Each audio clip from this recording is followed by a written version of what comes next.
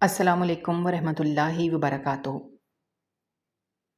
میری بیوی کا فون ہمیشہ سائلنٹ پر رہتا تھا۔ آج رات اس کی چمکتی سکرین پر ایک گمنام نمبر دیکھا۔ میں نے کال اٹھائی تو اچانک ایک مرد کی آواز ابھری۔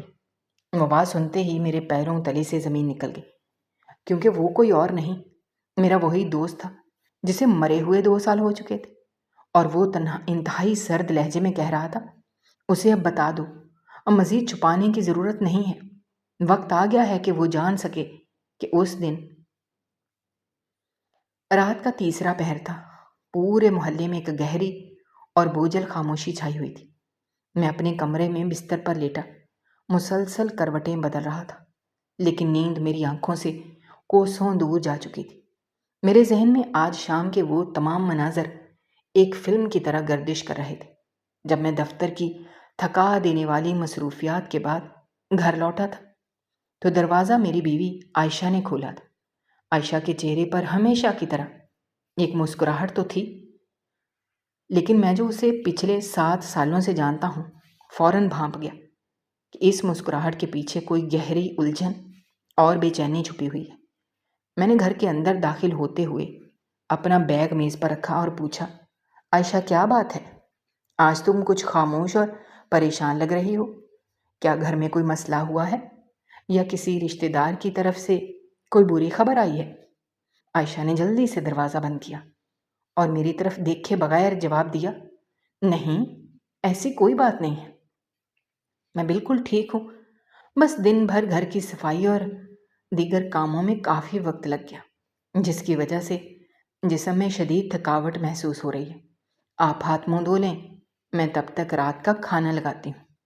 میں نے اس کی بات پر یقین کرنے کی کوشش کی اور غسل خانے کی طرف چلا گیا، لیکن جب ہم رات کے کھانے کی میز پر بیٹھے تو میں نے دوبارہ محسوس کیا کہ عائشہ کا دھیان کہیں اور ہے۔ وہ کھانا کھاتے ہوئے بھی بار بار اپنے فون کو دیکھ رہی تھی، جو حسب معمول میز پر بغیر آواز کے رکھا ہوا تھا۔ میں نے پانی کا گلاس پیتے ہوئے قدرے سنجیدگی سے کہا، عائشہ تم کھانا کیوں نہیں کھا رہی؟ تمہاری پلیٹ میں کھانا ویسے کا ویسے ہی رکھا ہے، اور تمہاری نظریں مسلسل تمہارے فون پر کیوں جمی ہوئی ہیں؟ کیا تمہیں کسی خاص پیغام کا انتظار کر رہی ہو؟ عائشہ نے فوراً اپنے فون پر ہاتھ رکھ دیا اور ایک مصنوعی سی ہنسی ہنستے ہوئے بولی، کچھ نہیں، بس دیکھ رہی تھی کہ وقت کیا ہوا ہے، مجھے کل صبح جلدی اٹھ کر کچھ ضروری کام نپٹانے ہیں۔ میں نے جواب دیا، وقت تو سامنے دیوار پر لگی گھڑی سے بھی دیکھ سکتی ہو، اور ویسے بھی میں نے نوٹ کیا ہے تمہارا فون ہمیشہ مکمل خاموشی پر لگا رہتا ہے، تم کبھی اس کی گھنٹی کی آواز نہیں کھولتی۔ اگر کسی دن کوئی ہنگامی صورتحال ہو یا میں دفتر سے کوئی ضروری رابطہ کرنا چاہوں تو مجھے کتنی پریشانی ہو سکتی ہے۔ عائشہ نے نظریں جھکا لی، دھیمی آواز میں بولی، آپ تو جانتے ہیں مجھے تیز آوازوں سے کتنی الجھن ہوتی ہے، اور جب اچانک گھنٹی بجتی میرے دل کی دھڑکن تیز ہو جاتی ہے، اور جہاں تک آپ کے رابطے کی بات ہے تو میں ہر وقت یہ فون اپنے پاس ہی رکھتی ہوں۔ جیسے ہی آپ کا کوئی رابطہ آتا ہے میں فوراً دیکھ لیتی ہوں۔ آپ خواہ پریشان ہو رہے ہیں۔ میں نے ایک لمبی سانس لی اور کہا، ٹھیک ہے عائشہ، لیکن پچھلے کچھ عرصے سے مجھے تمہاری یہ خاموشی اور اس فون کے ساتھ تمہارا یہ رویہ عجیب لگتا ہے۔ خیر، تم کھانا ختم کرو اور آرام کرو، میں بھی آج بہت تھک گیا ہوں۔ کھانا ختم کرنے کے بعد عائشہ نے برتن سمیٹے اور باورچی خانے میں چلی گئی، جبکہ میں کمرے میں آ کر بستر پر لیٹ گیا۔ کمرے کا ماحول بہت پرسکون تھا اور کھڑکی سے باہر سڑک کی مدھم سی روشنیاں نظر آ رہی تھیں۔ میں لیٹے لیٹے اپنے ماضی کی یادوں میں کھو گیا۔ مجھے اپنا گہرا دوست ذیشان شدت سے یاد آ رہا تھا۔ ذیشان جو میرا بچپن کا ساتھی تھا، جس کے ساتھ میں نے اپنی زندگی کے سب سے کٹھن اور خوبصورت دن گزارے تھے۔ ذیشان کی اچانک اور دردناک موت کو 2 سال گزر چکے تھے، لیکن میرے دل میں اس کا صدمہ آج بھی تازہ تھا۔ ذیشان ایک بہت ہی مخلص اور ہمدرد انسان تھا، جس نے ہر مشکل وقت میں میرا ساتھ دیا تھا۔ مجھے یاد تھا جب ذیشان کا وہ خوفناک حادثہ ہوا تھا، میں کس قدر ٹوٹ گیا تھا، اور اس وقت عائشہ ہی تھی جس نے مجھے سہارا دیا تھا۔ عائشہ اکثر کہتی تھی کہ جو لوگ اس دنیا سے چلے جاتے ہیں وہ کبھی واپس نہیں آتے، ہمیں ان کی یادوں کے ساتھ جینا سیکھنا پڑتا ہے۔ آپ کو اپنے اور میرے لیے مضبوط رہنا ہوگا، ورنہ ہم دونوں بکھر جائیں گے۔ میں انہی خیالات میں گم تھا کہ عائشہ کمرے میں داخل ہوئی۔ اس نے گھر کے تمام کام ختم کر لیے تھے اور اب سونے کی تیاری کر رہی تھی۔ اس نے اپنا فون میز پر رکھا اور کمرے کی بتی بجھا دی۔ کمرے میں مکمل اندھیرا اور گہری خاموشی چھا گئی۔ عائشہ نے میری طرف کروٹ لی اور ہلکی آواز میں پوچھا، کیا آپ ابھی تک جاگ رہے ہیں؟ میں نے جواب دیا، ہاں عائشہ، بس ذیشان کی یاد آ رہی تھی۔ آج دفتر میں ایک پرانا ساتھی ملا جس نے ذیشان کا ذکر چھیڑ دیا تو پرانے زخم پھر سے تازہ ہو گئے۔ عائشہ نے میرے کندھے پر ہاتھ رکھا اور نرمی سے بولی، آپ پھر سے ماضی کی تکلیف دہ باتوں میں الجھ رہے ہیں۔ آپ کو پرسکون رہنا چاہیے اور اب سو جانا چاہیے، رات بہت ہو چکی ہے، کل آپ کو دفتر بھی جانا ہے۔ میں نے اس کا ہاتھ تھاما اور کہا، تم ٹھیک کہتی ہو عائشہ، مجھے سونا چاہیے، شب بخیر۔ عائشہ نے بھی شب بخیر کہا اور دوسری طرف کروٹ لے کر سو گئی۔ وقت گزرتا رہا، کمرے میں صرف دیوار پر لگی گھڑی کی ٹک ٹک کی آواز گونج رہی تھی۔ میری آنکھیں بند تھیں لیکن میرا ذہن مسلسل جاگ رہا تھا۔ مجھے نیند نہیں آ رہی تھی۔ میں نے کروٹیں بدلنا شروع کر دی، کبھی دائیں تو کبھی بائیں، لیکن نیند جیسے مجھ سے مکمل طور پر روٹھ گئی تھی۔ میں نے آنکھیں کھول کر اندھیرے میں دیکھنے کی کوشش کی۔ مجھے عائشہ کی پرسکون سانسوں کی آواز آ رہی تھی، جس سے ظاہر ہو رہا تھا کہ وہ اب گہری نیند میں جا چکی ہے۔ میں نے سوچا شاید پانی پینے سے میرے ذہن کو کچھ سکون ملے، مجھے نیند آ جائے۔ میں اٹھنے کا ارادہ کر ہی رہا تھا، اچانک میری نظر ساتھ رکھی میز پر پڑی۔ کمرے کی گہری تاریکی میں اچانک ایک مدھم سی روشنی نمودار ہوئی۔ یہ روشنی عائشہ کے اس فون کی سکرین سے نکل رہی تھی جو ہمیشہ خاموش رہتا تھا۔ روشنی کے اس اچانک ابھرنے نے کمرے کی اس مردنی چھائی خاموشی میں ایک عجیب سا ارتعاش پیدا کر دیا۔ میں نے لیٹے لیٹے اس روشنی کو دیکھا اور سوچا، اتنی رات گئے کس کا پیغام آ سکتا ہے؟ میں نے آنکھیں بند کی اور اسے نظر انداز کرنے کی کوشش کی، لیکن روشنی بجھنے کے بجائے مسلسل جلتی رہی، جس کا واضح مطلب یہ تھا کہ یہ کوئی عام پیغام نہیں ہے، بلکہ کوئی مسلسل رابطہ کرنے کی کوشش کر رہا ہے۔ میری بے چینی اور اضطراب میں اچانک اضافہ ہونے لگا۔ رات کے اس پہر جب پوری دنیا سو رہی ہے تو کسی کا اس طرح مسلسل رابطہ کرنا کوئی عام بات ہرگز نہیں تھی۔ میرے ذہن میں بیک وقت ہزاروں سوالات اٹھنے لگے۔ کیا عائشہ کے خاندان میں کسی کی طبیعت اچانک خراب ہو گئی ہے؟ کیا اس کے بھائی یا والدین کسی بڑی مصیبت میں گرفتار ہیں یا کوئی اور انتہائی ہنگامی حالت پیدا ہو گئی ہے؟ میں نے فوراً عائشہ کی طرف دیکھا جو ابھی تک گہری نیند کے مزے لے رہی تھی اور اس چمکتی ہوئی سکرین سے مکمل طور پر بے خبر تھی۔ میں نے فیصلہ کیا کہ عائشہ کو بلا وجہ خوف زدہ کرنے اور جگانے سے پہلے میں خود دیکھ لیتا ہوں کہ کون اتنی رات گئے رابطہ کر رہا ہے، تاکہ اگر کوئی غیر ضروری بات ہو تو عائشہ کی نیند نہ خراب ہو۔ میں نہایت احتیاط کے ساتھ بستر سے اٹھا۔ میں نے اپنے قدموں کی آہٹ کو کم سے کم رکھنے کی پوری کوشش کی تاکہ عائشہ بیدار نہ ہو جائے۔ میں نے دبے قدموں میز کی طرف بڑھا۔ فون کی سکرین اب بھی مسلسل روشن تھی اور اس کی پرسرار روشنی تاریک کمرے میں ایک عجیب سا سایہ پیدا کر رہی تھی۔ میرا دل کسی انجانے خوف اور وسوسے سے تیز تیز دھڑکنے لگا۔ میں نے اپنا ہاتھ آگے بڑھایا اور اس سرد اور چمکتے ہوئے آلے کو اٹھا لیا۔ جیسے ہی فون میرے ہاتھ میں آیا، میں نے سکرین پر نظر ڈالی تو میرے قدم وہیں جم گئے اور میری سانسیں جیسے ایک لمحے کے لیے رک گئیں۔ سکرین پر کسی بھی جاننے والے کا نام محفوظ نہیں تھا۔ کوئی ایسا نام نہیں تھا جسے میں پہچانتا ہوں، بلکہ ایک نامعلوم اور گمنام ہندسوں کی لمبی قطار مسلسل جھلملا رہی تھی۔ یہ کوئی ایسا نمبر تھا جو نہ تو مقامی لگ رہا تھا نہ ہی کسی عام انسان کا۔ میری حیرانی اور پریشانی میں مزید اضافہ ہو گیا۔ میں نے سوچا، یہ کیسا رابطہ ہے؟ کیا یہ محض کوئی غلطی ہے یا کوئی جان بوجھ کر اتنی رات گئے عائشہ سے بات کرنا چاہتا ہے؟ اگر کوئی غلطی ہے تو وہ شخص مسلسل رابطہ کیوں کر رہا ہے؟ اور عائشہ کا فون جو ہمیشہ سائلنٹ پر رہتا ہے کیا یہ محض کوئی اتفاق ہے یا اس کے پیچھے کوئی سوچی سمجھی اور گہری منصوبہ بندی ہے جس سے میں اب تک مکمل طور پر ناواقف رہا ہوں؟ میرے ذہن میں بے شمار شکوک و شبہات نے سر اٹھانا شروع کر دیا کہ عائشہ واقعی اتنی معصوم ہے جتنی وہ بظاہر نظر آتی ہے؟ کیا اس کی یہ خاموشی اور فون کے ساتھ اس کا یہ پرسرار رویہ محض ایک دکھاوا ہے؟ میرے ہاتھ میں موجود فون مسلسل روشنی دے رہا تھا اور وہ گمنام ہندسے میری آنکھوں میں بری طرح چبھ رہے تھے۔ میں کچھ سمجھ نہیں پا رہا تھا کہ میں اب کیا کروں۔ کیا میں یہ رابطہ خود ہی منقطع کر دوں یا عائشہ کو فوراً جگا کر اسے سختی سے پوچھوں کہ یہ کون ہے؟ لیکن میرے اندر کے شدید تجسس نے مجھے ایسا کرنے سے روکے رکھا۔ میں ہر حال میں یہ جاننا چاہتا تھا کہ آخر دوسری طرف کون ہے جو اتنی رات گئے میری بیوی سے رابطہ کر رہا ہے۔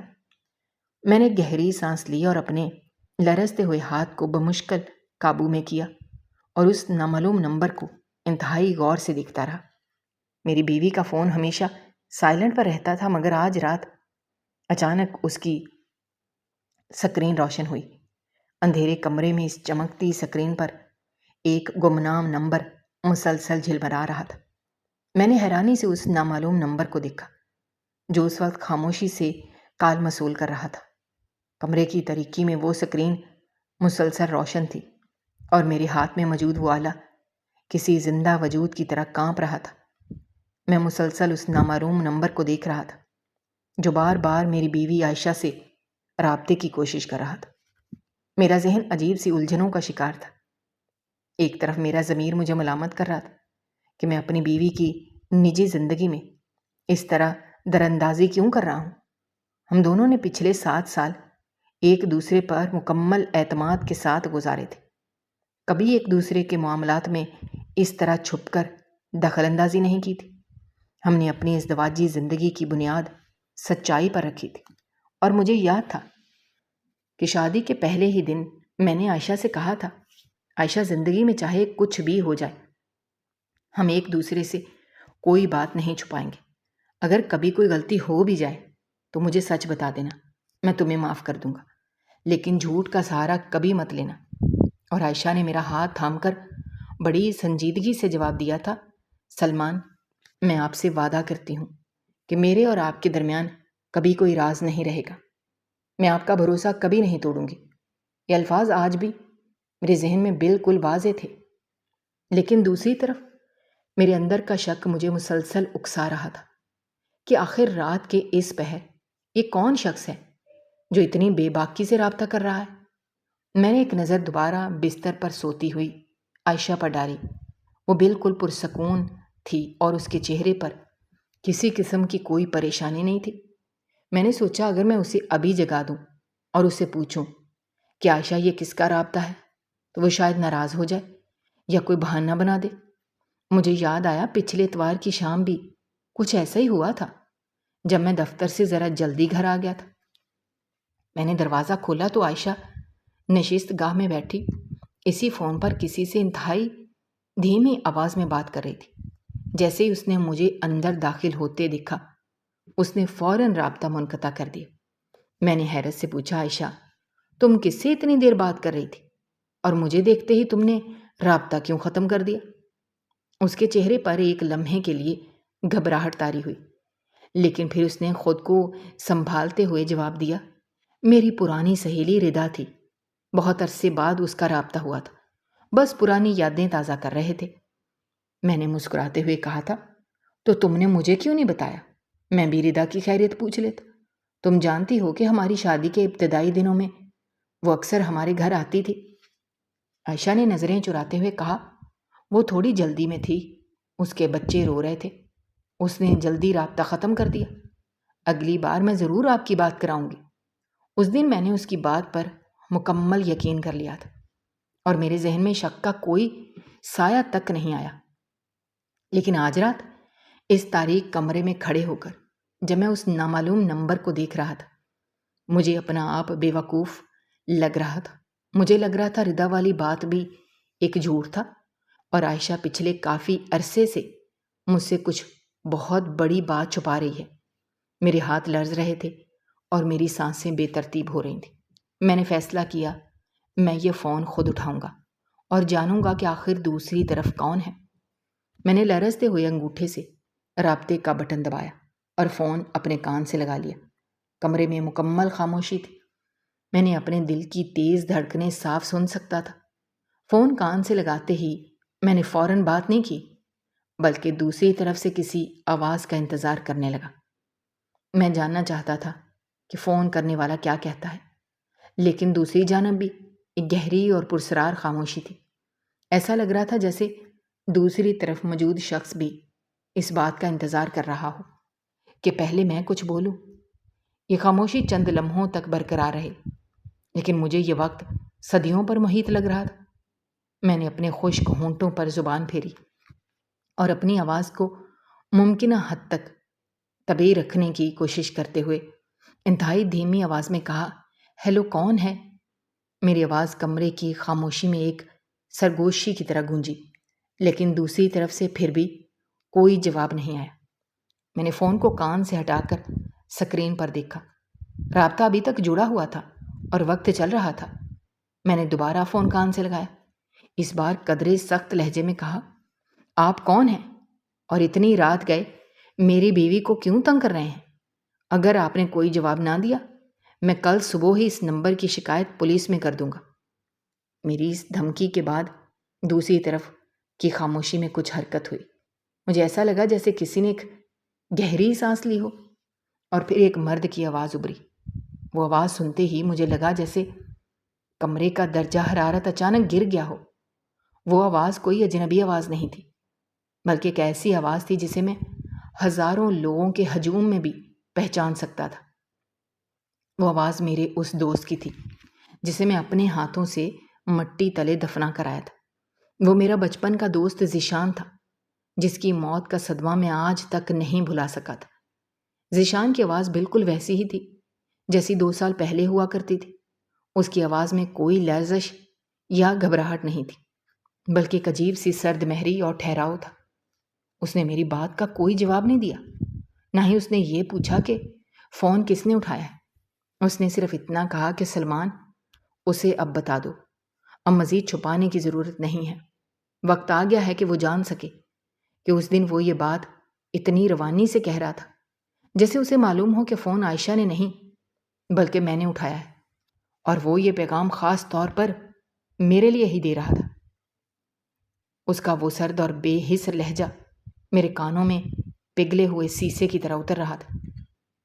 میرے ذہن میں ذیشان کے جنازے کے وہ مناظر گھومنے لگے جب میں اس کی میت کے پاس کھڑا زارو قطار رو رہا تھا، اس کی سرد پیشانی پر اپنے آخری بار ہاتھ رکھا تھا۔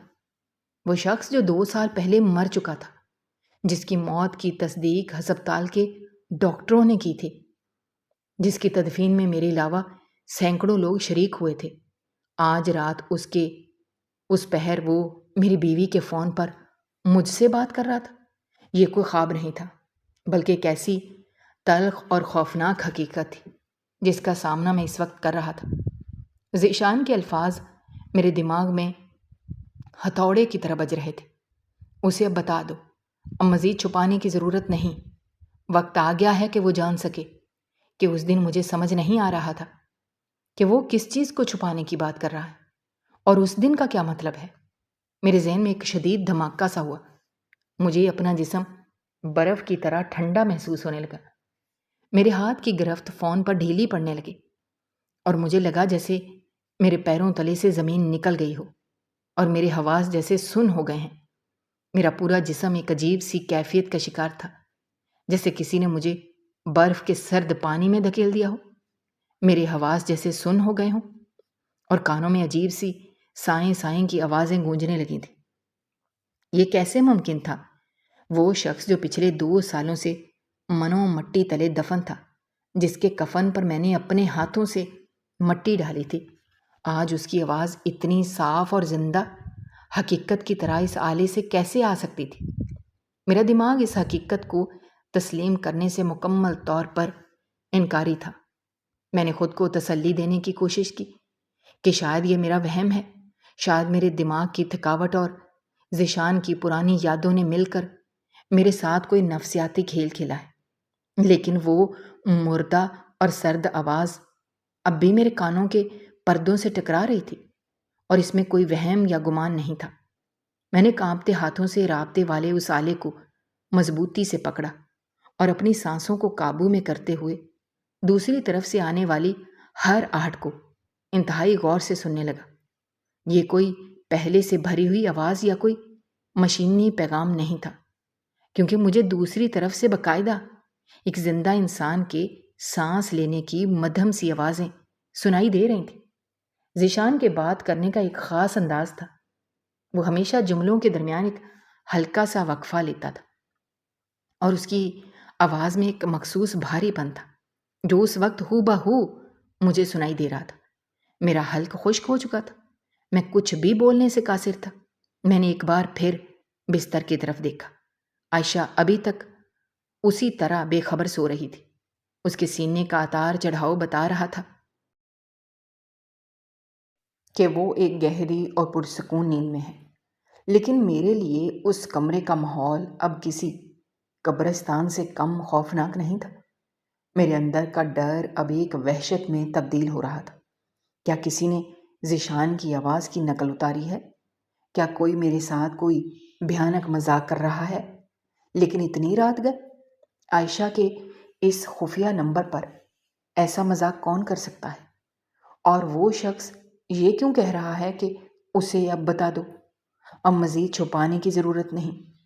میرے ذہن میں ذیشان کی موت کے دن کے وہ تمام خوفناک مناظر ایک بار پھر زندہ ہو گئے۔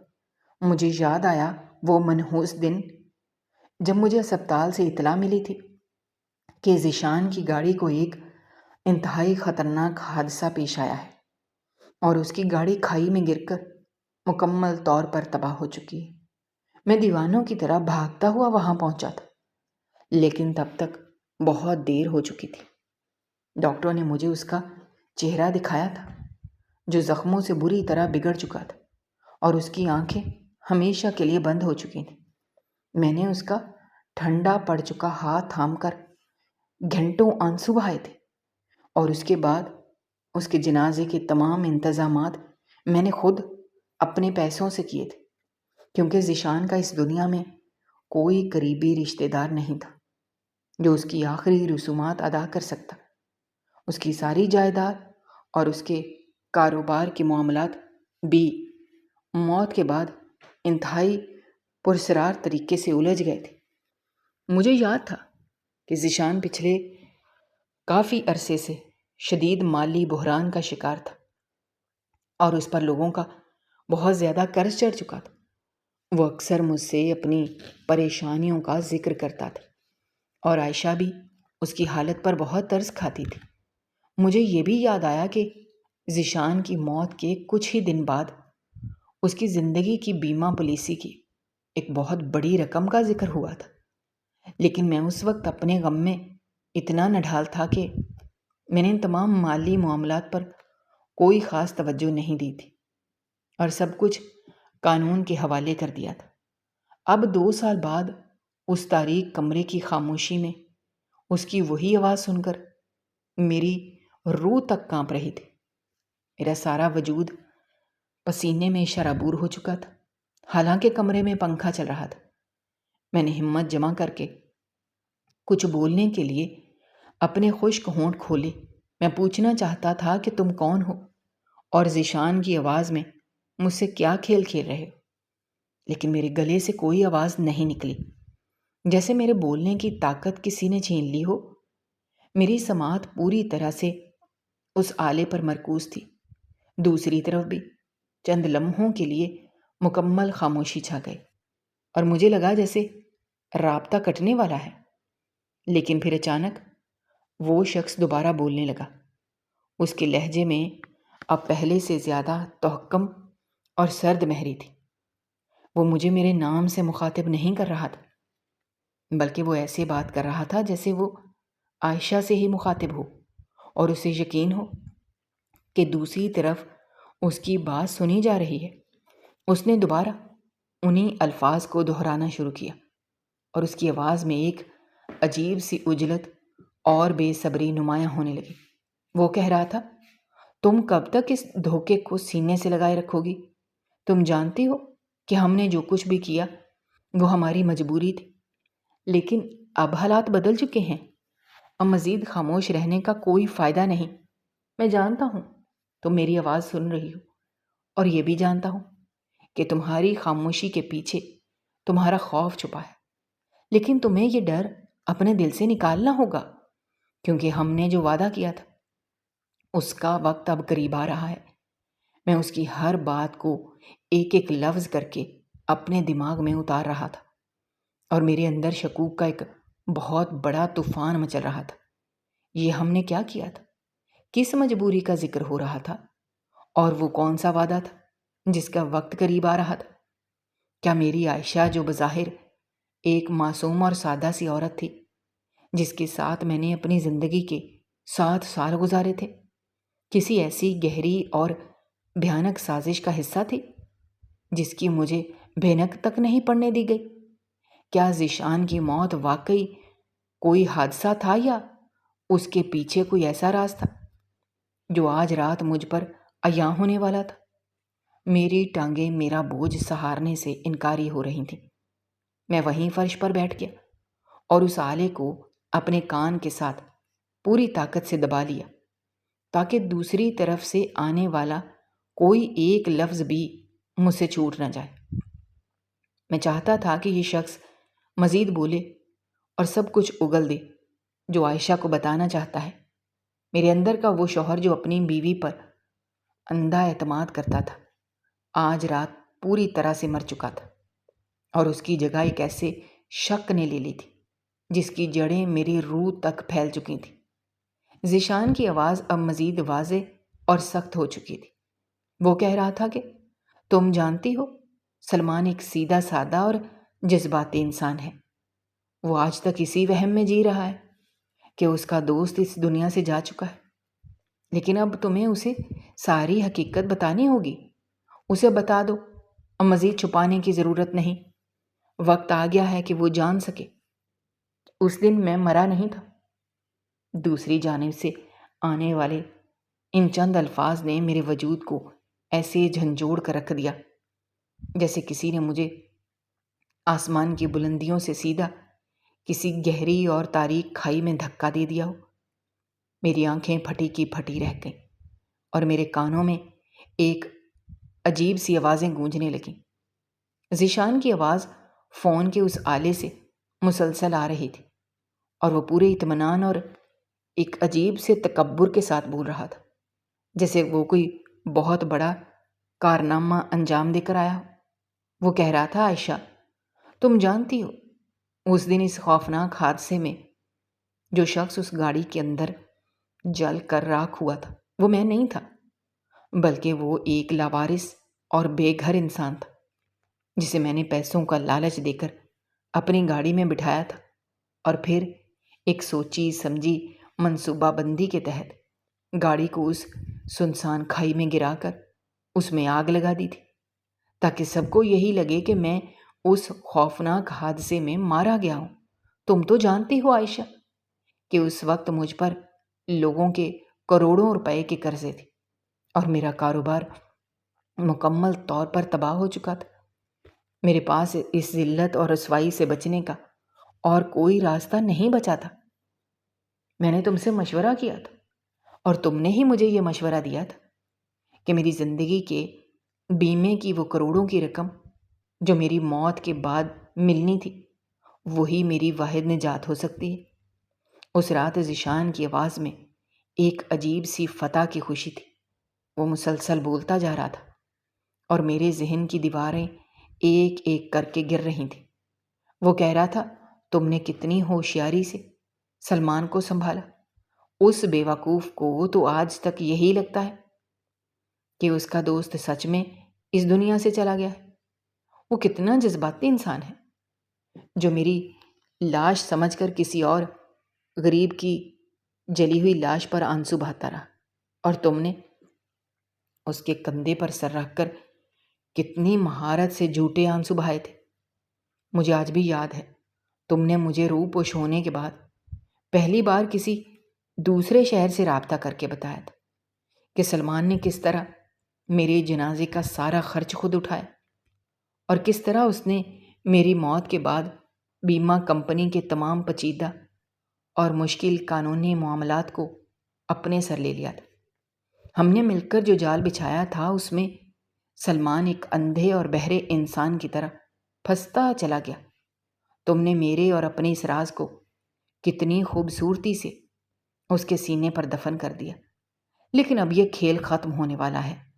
عائشہ، میری بیمے کی وہ تمام رقم جو تم نے آہستہ آہستہ مختلف پوشیدہ کھاتوں میں منتقل کی تھی، اب وہ مکمل طور پر محفوظ ہو چکی ہے۔ میں نے بیرون ملک فرار ہونے کے تمام انتظامات مکمل کر لیے ہیں اور اب میرے سفر کے کاغذات بھی تیار ہو چکے ہیں۔ اب تمہیں مزید سلمان کے ساتھ اس جھوٹی اور کھوکھلی شادی کا ڈرامہ رچانے کی کوئی ضرورت نہیں۔ وقت آ گیا ہے کہ تم اپنا سامان باندھو اور اس بے وقوف کو اس کی احمقانہ دنیا میں تنہا چھوڑ کر میرے پاس آ جاؤ۔ ہم دونوں مل کر اس دنیا کے کسی دور دراز کونے میں ایک نئی اور پرتعیش زندگی کا آغاز کریں گے، جہاں کوئی سلمان اور کوئی قرض خواہ ہمارا پیچھا نہیں کر سکے گا۔ ذیشان کے یہ تمام الفاظ میرے کانوں کے راستے میرے دماغ میں کسی زہر کی طرح اتر رہے تھے۔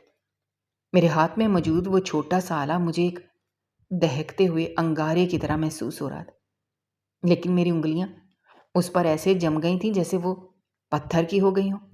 میں سن رہا تھا اور میرے اندر کا انسان ٹکڑے ٹکڑے ہو کر بکھر رہا تھا۔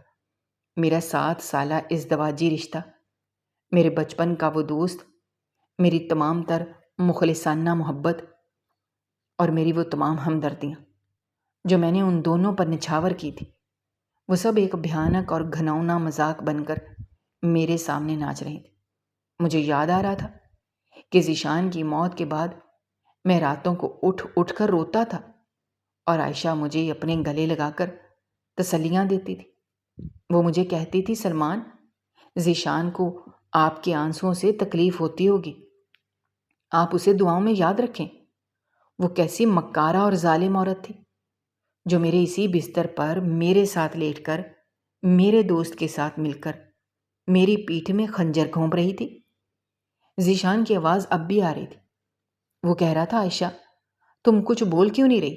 کیا تم سو رہی ہو یا کوئی تمہارے ارد گرد ہے؟ اس کی اس بات پر میرے اندر ایک شدید قسم کا طوفان برپا ہو گیا۔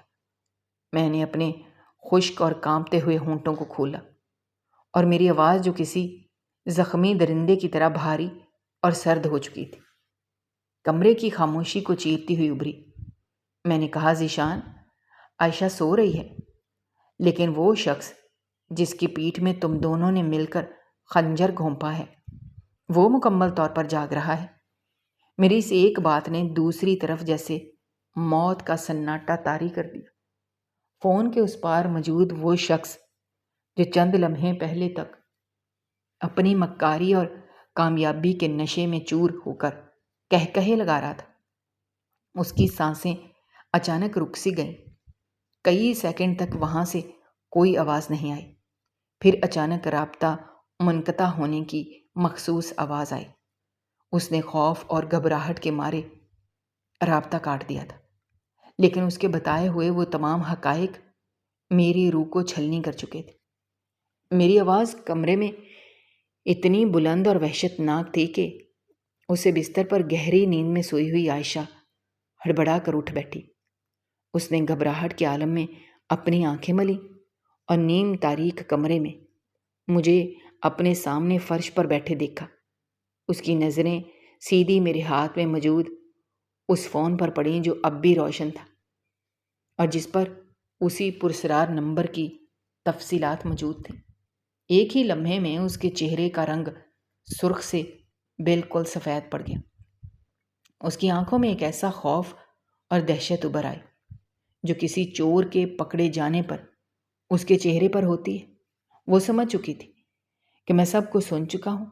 اس کے ہونٹ لرزنے لگے اس نے کانپتی ہوئی آواز میں کہا، سلمان، آپ اتنی رات گئے زمین پر کیوں بیٹھے ہیں اور میرے فون کے ساتھ کیا کر رہے ہیں؟ وہ اب بھی مجھ سے جھوٹ بولنے اور خود کو معصوم ثابت کرنے کی ایک آخری اور ناکام کوشش کر رہی تھی۔ میں اپنی جگہ سے اٹھا اور ایک قدم آگے بڑھا۔ میرا چہرہ اس وقت بالکل سپاٹ تھا۔ میرے اندر سے رونے، چلانے اور غصہ کرنے کی تمام حصیں جیسے ختم ہو چکی تھیں۔ میں نے انتہائی سرد اور بے حس لہجے میں اس سے کہا کہ عائشہ، تم کتنی بے رحم اور سنگ دل عورت ہو۔ میں تم سے یہ پوچھنا چاہتا ہوں کہ تم نے میری محبت کا یہ کیسا صلہ دیا ہے؟ تم اور ذیشان دونوں نے مل کر میرے جذبات، میری وفاداری اور میری روح کے ساتھ جو کھیل کھیلا ہے، کیا تمہیں ایک بار بھی خدا کا خوف نہیں آیا؟ تم نے میرے ساتھ ایک ہی چھت کے نیچے، ایک ہی دسترخوان پر کھانا کھاتی رہی اور میرے ساتھ زندگی کے دکھ سکھ بانٹنے کا ڈرامہ کرتی رہی، اور پیٹھ پیچھے تم اس شخص کے ساتھ مل کر میری زندگی تباہ کرنے کا منصوبہ بناتی رہی جسے میں اپنے ہاتھوں سے دفنا کر آیا تھا۔ عائشہ مکمل طور پر ٹوٹ چکی تھی۔ اس کے پاس مکرنے کا کوئی راستہ نہیں بچا تھا۔ وہ تیزی سے بستر سے اتری اور میرے قدموں میں گر کر زہر و قطار رونے لگی۔ اس نے میرے پاؤں پکڑ لیے اور سسکیاں لیتے ہوئے کہنے لگی، سلمان، مجھے معاف کر دیں، میں اندھی ہو چکی تھی۔ ذیشان نے مجھے پیسوں کا اور ایک نئی زندگی کا ایسا لالچ دیا تھا کہ میری عقل ماری گئی تھی۔ میں نہیں جانتی کہ وہ اتنا بڑا قدم اٹھا لے گا اور کسی بے گناہ کو مار دے گا۔ میں بہت خوفزدہ تھی، اس لیے آپ کو کچھ نہیں بتا سکی۔ خدا را مجھ پر رحم کریں، میں آپ کی بیوی ہوں، ہم ایک نئی شروعات کر سکتے ہیں۔ اس کی یہ تمام باتیں میرے لیے محض ایک کوڑا کرکٹ کی طرح تھی۔ میں نے جھٹکے سے اپنا پاؤں اس کی گرفت سے چھڑائے اور پیچھے ہٹ گیا۔ میں نے کہا، عائشہ، تم میری بیوی نہیں ہو، تم ایک قاتل، ایک دھوکے باز اور ایک منافق عورت ہو جس کا دل پیسوں کی ہوس اور لالچ سے بھرا ہوا ہے۔ میں نے اپنے ہاتھ میں پکڑا ہوا فون اسے دکھایا اور کہا، تمہیں کیا لگتا ہے میں یوں ہی تمہاری باتیں سن کر خاموش ہو جاؤں گا؟ عائشہ، میں نے تمہارے اس مردہ دوست کی وہ تمام گفتگو جو اس نے ابھی اس آلے پر مجھ سے کی ہے اپنے دوسرے فون میں باقاعدہ محفوظ کر لی ہے، اور اس کے منہ سے نکلا ہوا ایک ایک لفظ اب ایک پختہ ثبوت بن چکا ہے جو تم دونوں کو سیدھا پھانسی کے پھندے تک لے جائے گا۔ میری یہ بات سنتے ہی عائشہ کے چہرے پر موت کی سی زردی چھا گئی۔ اس نے اپنا سر زمین پر دے مارا اور چلانے لگی کہ نہیں سلمان، ایسا مت کریں، مجھے پولیس کے حوالے مت کریں، میں مر جاؤں گی، میری عزت مٹی میں مل جائے گی، لیکن میرے دل میں اس کے لیے اب ذرا برابر بھی کوئی رحم یا ہمدردی باقی نہیں تھی۔ میں نے اس کے فون کو وہیں فرش پر پھینکا اور اپنی جیب سے اپنا فون نکال کر سیدھا قانون کے رکھوالوں کے محکمے سے رابطہ کیا۔